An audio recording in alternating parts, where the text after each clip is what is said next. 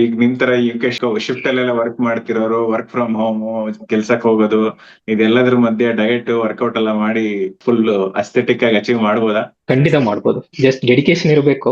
Once ಆ results ನೋಡಿದ್ರೆ easily it is do. ಅಷ್ಟೇನ್ ಕಷ್ಟ ಇಲ್ಲ, ಬಟ್ ಇನಿಷಿಯಲಿ ಆ ಸ್ವಲ್ಪ ಒಂದು ಇದಿರತ್ತೆ, ಯಾಕಂದ್ರೆ ಶಿಫ್ಟ್ ಇರುತ್ತೆ. ಆ ಇನಿಷಿಯಲ್ ಡೇಸ್ ಅಲ್ಲಿ ಸ್ವಲ್ಪ ಕಷ್ಟ ಇರುತ್ತೆ, ಬಟ್ ಸ್ವಲ್ಪ ಅಲ್ಲಿ ಸ್ವಲ್ಪ ಡೆಡಿಕೇಶನ್ ಮಾಡ್ಬಿಟ್ಟು ಕನ್ಸಿಸ್ಟೆಂಟ್ ಆಗಿ ಫಾಲೋ ಮಾಡಿದ್ರೆ then it is. Once you start seeing the result, that itself gives the motive. Then ನೀವು ಎಷ್ಟು ವರ್ಷದಿಂದ ಮಾಡ್ತಾ ಇದ್ರಿ ವರ್ಕೌಟ್ ಎಲ್ಲ? ಆನ್ ಅಂಡ್ ಆಫ್ ಮಾಡ್ತಾ ಇದೀನಿ, ಲೈಕ್ ಒಂದು 5 years ಇಂದ ಮಾಡ್ತಾ ಇದೀನಿ, ಬಟ್ ಅಷ್ಟೊಂದು ಕನ್ಸಿಸ್ಟೆಂಟ್ ಇಲ್ಲ. ಇವಾಗ ಸ್ಟಾರ್ಟ್ ಮಾಡಿದಾಗ ಎಷ್ಟಿತ್ತು ವೆಯ್ಟ್? ಸ್ಟಾರ್ಟ್ ಮಾಡಿದಾಗ ಇವಾಗ ಜಾನ್ ಅಲ್ಲಿ 80 kgs ಇತ್ತು. ಓಕೆ. ಇವಾಗ 63 ಇದೆ. ಇವಾಗ ಇದು ಇನ್ಕ್ರೀಸ್ ಮಾಡ್ತಾ ಇದೀನಿ, ಸೊ 67 ಬಂದಿದೆ. ಸೊ ವೇಸ್ಟ್ ಸೈಜ್ ಎಲ್ಲ ಎಷ್ಟಿದೆ ಇವಾಗ?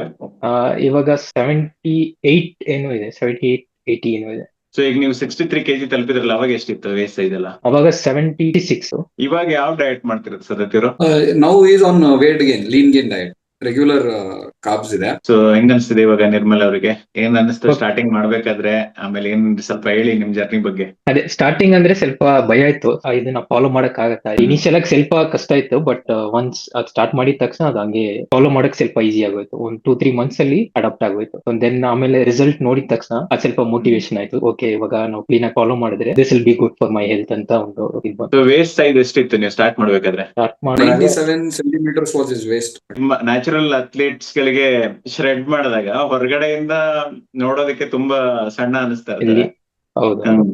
ಒಳಗಡೆ ಅಂದ್ರೆ ಶರ್ಟ್ ಅಲ್ಲಿ ನಿಮಗೆ ಗೊತ್ತು ಎಲ್ಲ ಡೆಫಿನೇಷನ್ ಕಾಣ್ತಿದೆ, ಚೆನ್ನಾಗಿ ಫಿಟ್ ಆಗಿದೀನಿ ಅಂತ.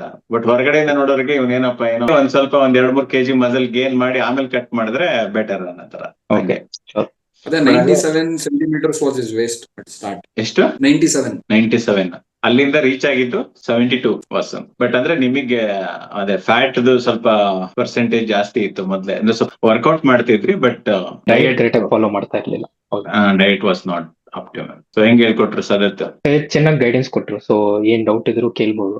ಅವ್ರ ಗೈಡೆನ್ಸ್ ಇಂದಾನೆ ಇದು ಸ್ವಲ್ಪ ಈಸಿ ಆಯ್ತು. ಇಲ್ಲಾಂದ್ರೆ ಪ್ರಾಪರ್ ಗೈಡೆನ್ಸ್ ಇತ್ತು, ಅದರಿಂದ I was able to get through this.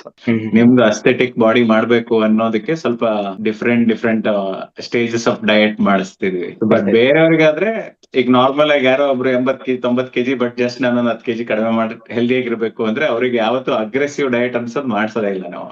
So ನೀವು ಕೂಡ ಮೇಂಟೈನ್ ಮಾಡ್ಬೇಕಾದ್ರೆ ಅದೇ ರೀತಿನೇ ಬ್ಯಾಲೆನ್ಸ್ ತಾಗೆ ಮಾಡ್ಬೇಕು. ಅಂದ್ರೆ ಎಲ್ಲಾ ಫುಡ್ ತಿಂದು ಮಾಡೋ ತರಾನೇ ಮಾಡ್ಬೇಕು. ಬಟ್ ಅದೇಳಿ ನಿರ್ಮಲ್ ಬಗ್ಗೆ. Is dedication was for sure on point ಅಲ್ಲಿ ಇತ್ತು. ಮತ್ತೆ ನಿರ್ಮಲ್ ನೀವು ಮೀಲ್ಸ್ ನೋಡಿದ್ರೆ ಕಳಿಸಿರೋದು it will be consistent same, ಜಾಸ್ತಿ ವೇರಿಯೇಷನ್ ಇರಲ್ಲ. So privilege to coach. So they understand well, they give their 100%. ಇವಾಗ ಬಲ್ಕ್ ಆಗಿ ಓಕೆ ನನಗೆ ಈ ಲೆವೆಲ್ ರೀಚ್ ಆಗಿದ್ದೀನಿ, ಇಷ್ಟು ಸಾಕು, ಇವಾಗ ಕಟ್ ಮಾಡೋಣ ಅನ್ನೋ ತರ.